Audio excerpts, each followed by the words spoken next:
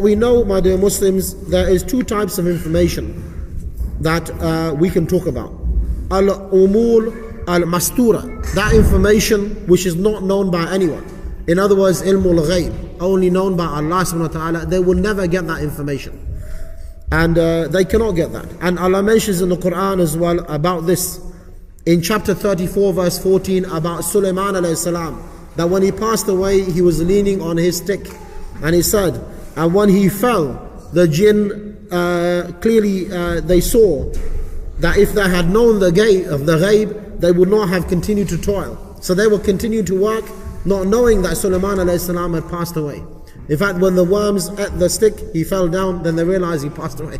So if they knew the ghaib, they would be able to tell that he passed away, but they never knew that. And Allah mentions this in the Quran. So no one knows the ghaib except Allah. Allah is Al-Alim, He is Al-Khabir, He is the one who knows the unseen. He knows without to be informed. Al-Khabir means the one who is informed already. We need to be informed. You don't know what's on the other side of the wall until you will be informed. Allah is Al-Khabir. He is Al-Alim, the one who has all the ilm without to tell him about it. So he is Alimul Ghaib, and he is aware about all things. Wa shahada. So this is something, my dear Muslims, we will not know. However, the jinn could know about things which are or known in the past or happening in the present. That is called al-umur al-mashhura. In other words, anything present or happened in the past, they are able to find out about that. And this will be mentioned as well, as we said earlier in one of the hadith, and we talked about in chapter Jinn, and also in Bukhari upon the authority of Aisha radiallahu anha, that the malaika came down and they would speak about matters which have been decided in the heaven. And when they reached the sky, the shayateen and the jinn would take the message, take that from them, and they would give it to the Kohen, the soothsayers. So Allah said about the jinn, obviously, that they would lie with this information, and the Kahin would do the same. So they would get the information, and other people would lie about it. This has been mentioned. They said they would lie about it 100 times. So they would fabricate about that information a lot, and even the soothsayer would do the same. So this has been mentioned in the hadith of Aisha, collected in Bukhari, and we know about that already. So they can only tell what is already present, meaning they don't know the future. If somebody informs them, they will know. And if they can see and they can tell about the past, they will know. And what is present, they can know. So what, in other words, my dear Muslims, a little fa'idah here, just for your information. The only jinn who will communicate with the ins are the bad jinn, because it's prohibited for them to communicate with you, and it's prohibited for you to communicate with them. So only the fasiq, fajr, kafir among the jinn will communicate with you. In other words, they are not going to give you something good. So they will ask you, for example, to make a stingy with the Quran, or they will ask you to insult the Nabi or something. They said, in return, we will give you something. And they will never be able to tell you the ghaib. They will tell you that if you dig here, you'll find some treasure, maybe you'll find a penny down there. And they will say, if you do so and so, and obviously you will lose your sanity. And once you get them, they may not go away. And we're going to talk about how they could affect you after that. So don't think to yourself you're going to get something good from them. In the first place, to communicate with them and ask them for help is shirk akbar. And communicate is prohibited completely. And that is why it's so dangerous, those people who want to deal with the jinn in the first place. Because there is a way of communicating with them as well, which the person who's expert in these areas, obviously he will know how to deal with the person being possessed. Moreover, my dear Muslims, Allah subhanahu wa ta'ala told us a few other things before we get on to the possession issue. In Tirmidhi, it is narrated that in the tafsir of chapter Al-Baqarah 268, that Rasulullah sallallahu alayhi wasallam said, verily, the shaitan has some kind of inspiration for the son of Adam. The whispering of the shaitan promises evil and to deny the haqq, and the inspiration of the malaika promises you good. And whoever has good happen to him, he should know it comes from Allah and the malaika. And whoever has inspiration evil to him, he should seek refuge with Allah, because the shaitan promises you poverty and orders you obviously to do the haram. And the shaitan, meaning the shaitan from the ins and the jinn. So obviously they will never ask you to do something good, they will always ask you to do something bad. That is what we know. Yes, brother? Yeah. He said that verily the shaitan has some kind of inspiration for the son of Adam. The whispering of the shaitan promises evil. Remember, the shayateen are from the ins and the jinn. So we're talking about the shaitan here. And he said, and they will ask you to deny the haqq. So when they whisper to you, they will tell you something bad. And he said, the inspiration of the malaika promises you good. And he said, and whoever has a good deed happen to him, he should know that the inspiration is from Allah and the malaika. And if you have something bad, he should know, he should seek refuge with Allah and protect him from the shaitan, because he only promises you poverty and orders you to do something prohibited. Moreover, my dear Muslims, Allah subhanahu wa ta'ala has appointed for us qareen. He has appointed us qareen from the jinn and from the malaika and also from the shaitan. This has been mentioned in Muslim upon the authority of Abdullah ibn Mas'ud radiyallahu anhu in Kitab Sifat al-Qiyamah, that Rasulullah sallallahu alayhi wasallam said,